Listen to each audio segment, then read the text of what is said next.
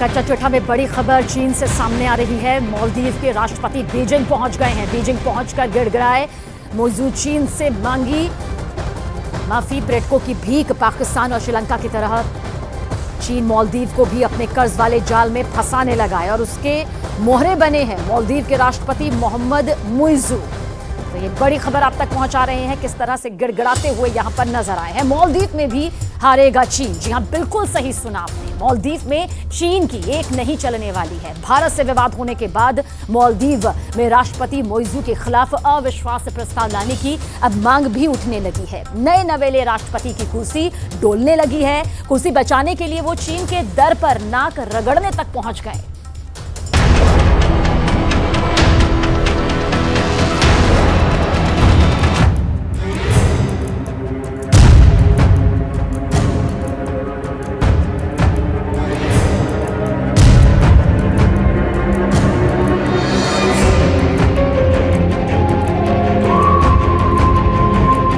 कहते हैं जब गीदड़ की मौत आती है तो वो शहर की तरफ भागता है। सोशल मीडिया पर मालदीव के राष्ट्रपति मुइज़ू को लेकर यह मुहावरा ट्रेंड कर रहा है।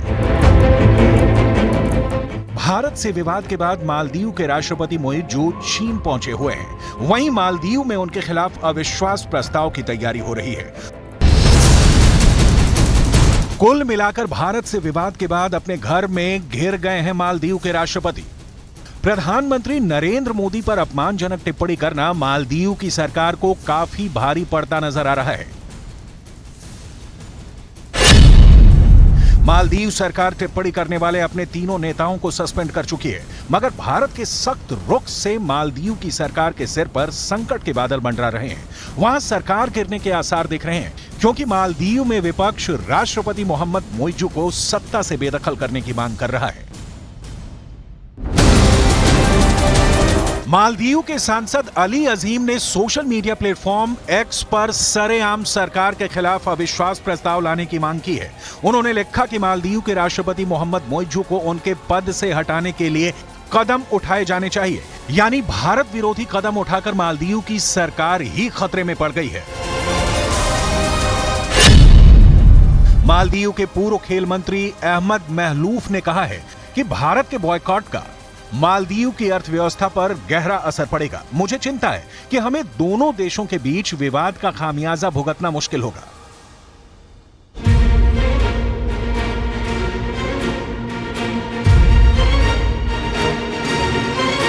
इसकी वजह विवाद के बाद से 2 दशक में ऐसा पहली बार हुआ है जब लक्षद्वीप को गूगल पर सबसे ज्यादा सर्च किया गया है। सोशल मीडिया पर लक्षद्वीप पूरी दुनिया में ट्रेंड कर रहा है। प्रधानमंत्री मोदी के लक्षद्वीप जाने के बाद पूरी दुनिया में लोग लक्षद्वीप को सर्च कर रहे हैं।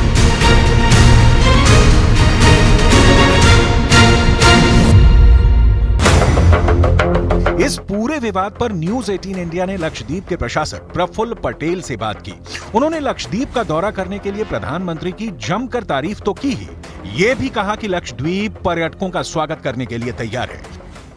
सच बताए तो जो होना चाहिए इतना 7 दशक तक नहीं हुआ है, वो पीड़ा का विषय है। लेकिन टूरिस्ट की जितनी भी आवश्यकता है, इसको पूरा करने के लिए हम पूरी ईमानदारी से, पूरी निष्ठा से, पूरी ताकत से लगे हुए हैं।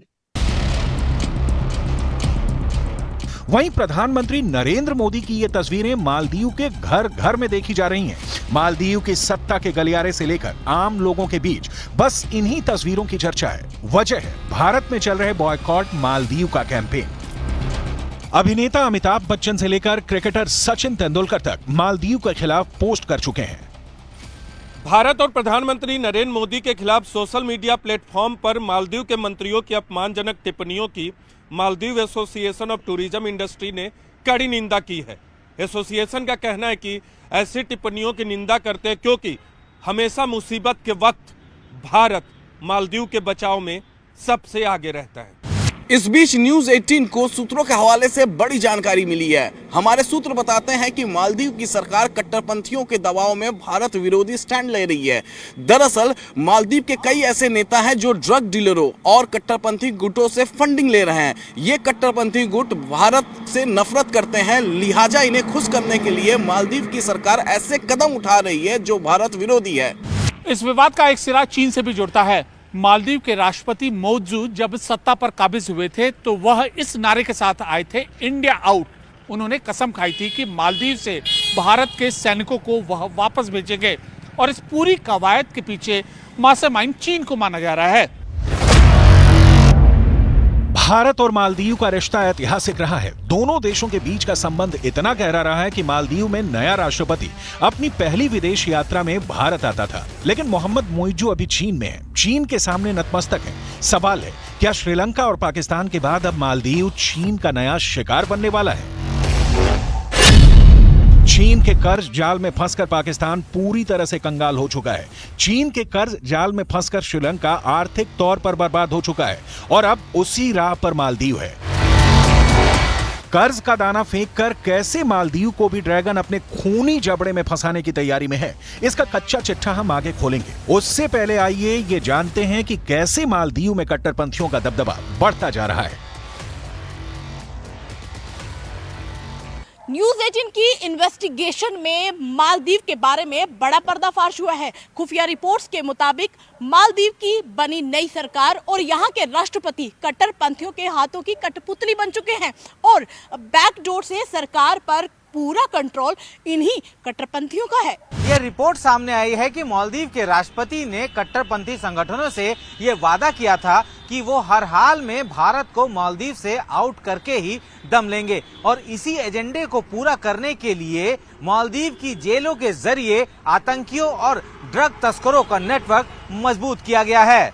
अब जो जानकारी आप तक पहुंचाने जा रहे हैं वो बेहद खास है, बहुत अहम जानकारी। न्यूज 18 इंडिया को सूत्रों से मालूम चला है कि बीते कुछ साल में बड़ी तादाद में, बड़ी संख्या में मालदीव से युवा सीरिया में आतंकी संगठन ISIS में शामिल हो रहे हैं। इतना ही नहीं, कट्टरपंथियों के गुट मालदीव के राजनीतिक दलों को पैसे तक पहुंचाते हैं और साथ ही साथ मालदीव के राष्ट्रपति मोहम्मद मोइजू के इन कट्टरपंथियों से रिश्ते भी हैं। यह बहुत बड़ा खुलासा है सूत्रों के हवाले से और इस वजह से वहां की सरकार उन कट्टरपंथियों के इशारे पर काम भी कर रही है। आगे बढ़ते हैं। ये कट्टरपंथी मालदीव को एक कट्टर मुस्लिम देश बनाना चाहते हैं, इसलिए वो भारत के खिलाफ खड़े हैं, जबकि भारत और मालदीव की दोस्ती काफी पुरानी रही है। मालदीव के अंदर एंटी इंडिया प्रोपेगेंडा और वहां आतंक को बढ़ाने में चीन का भी हाथ बताया जा रहा है, क्योंकि दुनिया जानती है कि चीन के उकसावे पर मालदीव के मंत्रियों ने भारत विरोधी ट्वीट किया और जब मालदीव को लगा कि उनका दांव उल्टा पड़ गया है तो मालदीव के राष्ट्रपति मोहम्मद मोइजू सीधे चीन के पैरों में नाक रगड़ने के लिए पहुंच गए हैं। पिछले कुछ वर्षों में मालदीव ने चीन से भारी कर्ज लिया है।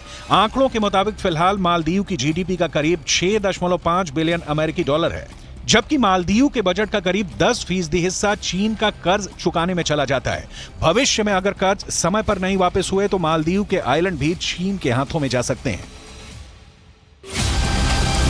वहीं 2023 में मालदीव आने वाले चीनी पर्यटकों की तादाद में अचानक से तेजी देखने को मिली है।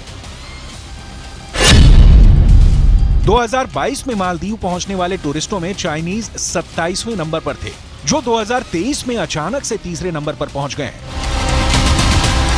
चीन हमेशा जिनके साथ डील करता है उन्हें बर्बाद करके छोड़ता है। भारत के साथ तनाव का चीन पूरा फायदा उठाना चाहता है, इसलिए मोइजू के समर्थन में चीन ने उनकी यात्रा को मालदीव के हितों से जुड़ा बताया है।